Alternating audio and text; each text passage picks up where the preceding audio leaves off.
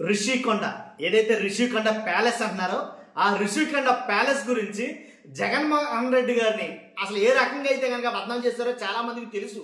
ఎందుకంటే జగన్మోహన్ రెడ్డి గారి కోసం కట్టుకున్న బిల్డింగ్ అది. ఆ ప్యాలెస్ జగన్ కోసమే కట్టుకున్నాడు. ఆయన సతీమణి దాంట్లో ఉండటం కోసం కట్టుకున్నాడు. కాబట్టి ప్రజాధర్మంతో దుర్వినియోగం చేసేసాడు. ఇలా చాలా రకాలైతే కనుక ఆ రిషికొండ ప్యాలెస్ గురించి ఎన్ని మాటలు మాట్లాడారో అంతుపంతు లేదు. చంద్రబాబు నాయుడు గారు కావచ్చు, పవన్ కళ్యాణ్ గారు కావచ్చు, కూటమి నేతలు మొత్తం ఎవరైనా సరే. కాకపోతే ఆ కట్టిన కట్టడాన్ని ఎన్నిసార్లు వస్తారండి వీళ్ళు? ఎన్నిసార్లు వస్తారు? చూసిన సారల్లా దాన్ని మెచ్చుకోవడం అయితే జరుగుతుంది. ప్రత్యక్షంగా కావచ్చు, పరోక్షంగా కావచ్చు, తప్పదు. అలా ఉంది ఆ ప్యాలెస్. కాబట్టి రిషికొండ కట్టడాలపై డిప్యూటీ సీఎం పవన్ కళ్యాణ్ గారు కొన్ని వ్యాఖ్యలు అయితే చేశారు.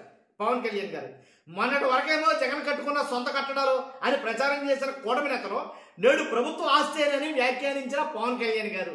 ఎందుకంటే ఇది జగన్ గారి కోసం కట్టుకున్నాడు, జగన్ గారిది అని అబద్ధపు ప్రచారం బట్టబయలై కొండ బద్దలు కొట్టినట్టు నిజం మాట్లాడాల్సి వస్తుంది. ఎలాగైనా జగన్ గారి మీద చేసినటువంటి ప్రతి దుష్ప్రచారం కూడా వాటి నిజాలేంటనేది ఒకదాని తర్వాత ఒకటి బయటపడతానే ఉన్నాయి. కాబట్టి ఈ ప్యాలెస్ ఏదైతే ఉందో రిషికొండ ప్యాలెస్, దీనితో పాటు ఆ వాస్తవాలు ఏంటి కొన్ని పవన్ కళ్యాణ్ గారు నోటి నుంచే మాట్లాడాడు. ఆయన మాట్లాడండి అన్ని ఆయన మాట్లాడి విందాం. ఫస్ట్ లైక్ చేయండి. లైక్ చేస్తే నాకు మోటివేషన్ ఉంటుంది, ఎక్కువ మందికి ఇన్ఫర్మేషన్ షేర్ అవుతుంది. లైక్ చేయడం ద్వారా మీ బాధ్యత చెప్తాను నేను. కొత్తగా మన ఛానల్ ఇస్తే పక్కాగా సబ్స్క్రైబ్ చేయండి. మీ అమూల్యమైన అభిప్రాయాన్ని కామెంట్ రూపంలో తెలియజేయండి. ఫస్ట్ లైక్ చేయండి. జగన్ గారి హయాంలో నిర్మించిన భవనంలోనే జనసేన ఎమ్మెల్యేలతో సమీక్ష చేసినటువంటి పవన్ కళ్యాణ్ గారు ఇకపై రిషికొండ ప్యాలెస్లు అంటూ మాట్లాడుకోనవసరం లేదు అని పవన్ కళ్యాణ్ గారు అంటాం. ఈ కట్టడాలను అద్భుతమైన ఆదాయ వనరులుగా మార్చాలి. 450 కోట్లు ఖర్చు చేశారు. కనీసం 700 కోట్ల రూపాయల ఆదాయం వచ్చేలా చేయాలి. ఇది ప్రభుత్వ ఆస్తి, టూరిజం శాఖ ఆస్తి. దీన్ని అమ్మడం లాంటిది చేయకూడదు. సంపద సృష్టికి కట్టడాలు అవకాశం. ఇలాంటి మాటలన్నీ పవన్ కళ్యాణ్ గారు జగన్ గారిని గొప్ప చేసినట్టుగా, అంటే జగన్ గారి కట్టిన అద్భుతమైన కట్టడాల గురించి పొగిడినట్టుగా ఆయన కొన్ని వ్యాఖ్యలు అయితే చేయడం జరిగింది. కాబట్టి వెంటకు ముందే ఈ భవనాలను అందుబాటులోకి తేవాలి మనం. ఏదేమైనా కానీ డెస్టినేషన్ వెడ్డింగ్లకు చాలా అనువుగా ఉంటుంది. అలాగే దుబాయ్ MICE ఏదైతే మీటింగ్స్, ఇన్సెంటివ్స్, అలాగే కాన్ఫరెన్సెస్, ఎగ్జిబిషన్స్ తరహాలోనే వైజాగ్ MICE గారు ఈ కట్టడాలను తీర్చవచ్చు, మార్చవచ్చు. ఈ మేరకు జనసేన తీర్మానం చేసి సీఎం గారికి ఇస్తాం అని పవన్ కళ్యాణ్ గారు మాట్లాడటం. ఒక్కసారి ఆయన ఏం మాట్లాడారు విందాం. ఆయన మాట్లాడింది ఒకసారి విందాం.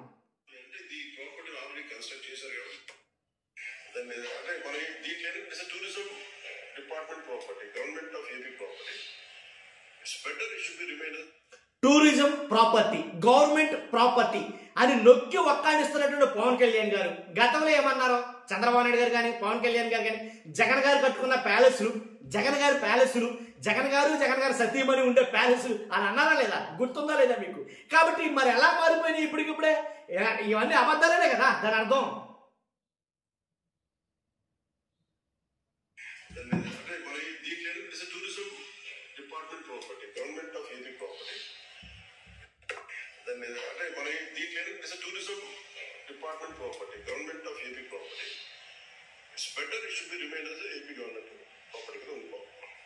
దీన్ని అమ్మడాలు కూడా కట్టడం అది ఇప్పుడు నా డెస్టినేషన్ వెడ్డింగ్స్ ఒకటి చాలా భారీగా ఉన్నాయి. ఇక్కడ మనోళ్ళతో మాట్లాడుతుంటే దుబాయ్ ఇస్ మైస్ డెస్టినేషన్.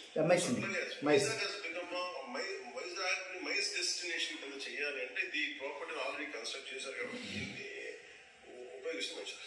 ఒక ప్రైవేట్ వ్యక్తి ఎలా దీని మీద 453 కోట్లు ఒక ప్రైవేట్ వ్యక్తి పెట్టుబడి పెడితే దాని మీద ఎంత ఆదాయం చేస్తాడో అలాంటి ఆదాయ మార్గాలు ఎత్తారు.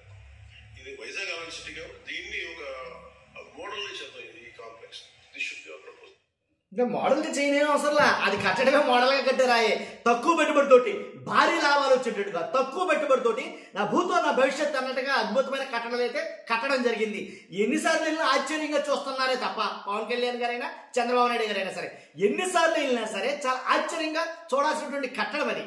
నాకు చూస్తున్నా మన అందరికీ ఎంత ఆశ్చర్యంగా ఉందండి. ఇంకా లోపలికి వెళ్ళిన తర్వాత నా భూతో నా భవిష్యత్తు అన్నట్టు నోటి మీద వేసుకోవడం తప్ప మాటే రావట్లా.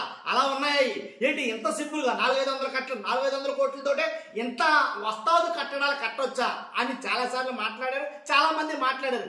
అలాంటి కట్టడం అంత తక్కువ పెట్టుబడితోటి పర్మనెంట్ కట్టడాలు, తాత్కాలిక కట్టడాలు కాదండి, పర్మనెంట్ గా శాశ్వత కట్టడాలు అద్దె ప్రాతిపదికన కట్టే కట్టడాలు కాదు ఏంటి, అంతేగాని తాత్కాలిక భవనాలు అంతగానే కాదు, పర్మనెంట్ భవనం అయితే కనుక కట్టడం అనేది మామూలు విషయం కాదు.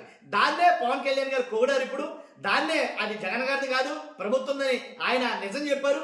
అలాగే జగన్ గారి సత్యమని ఉండడం కోసం కట్టుకున్నది కాదు, ఇది ప్రభుత్వం కోసం కట్టారని ఆయనే అన్నారు. అలాగే దాని మీద ఒక 700 లేదా 800 కోట్లు వచ్చేలాగా ఆదాయం. కాబట్టి ప్రతి సంవత్సరానికి లేదా నెలకో లేకపోతే ఈ ఒక రకంగా స్థిర ఆదాయం అనేది దీని మీద ఏర్పరచుకోవాలి.